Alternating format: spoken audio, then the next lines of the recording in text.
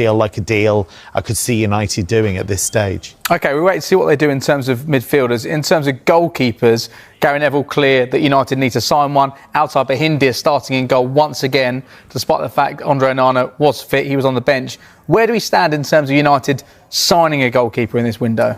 Well, the player that they're targeting, Lammens, was not involved in the Royal Antwerp squad this weekend. It was their decision to remove the goalkeeper because of speculation surrounding his future. Talks continue with Manchester United over a deal for the 23-year-old. The deal on the table looks to be around £17.3 million. So again, more investment from Manchester United. What's currently being discussed at the moment is the structure of the finance and the payment terms. So you'd imagine this one is going to progress over the course of this week. Then Manchester United get a new goalkeeper. Then they've got the question about what do they do with Andre Onana moving forward. Does he want to sit on the bench for the next 6 to 12 months? So, yeah, big questions about what happens next at Manchester United. But one of the positions that Gary Neville has cried out for, they're going to get a really talented young international goalkeeper, potentially, that could come in and improve Manchester United's goalkeeping department.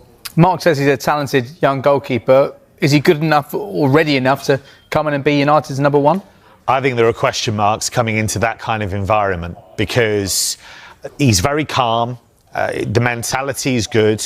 Spoken to goalkeeping coaches about him, and he's been seen as a rising star in Belgian football for quite a while, but he was at Club Brugge and he couldn't get past him on Mignolet. He's been excellent for Club Brugge, a former Liverpool goalkeeper.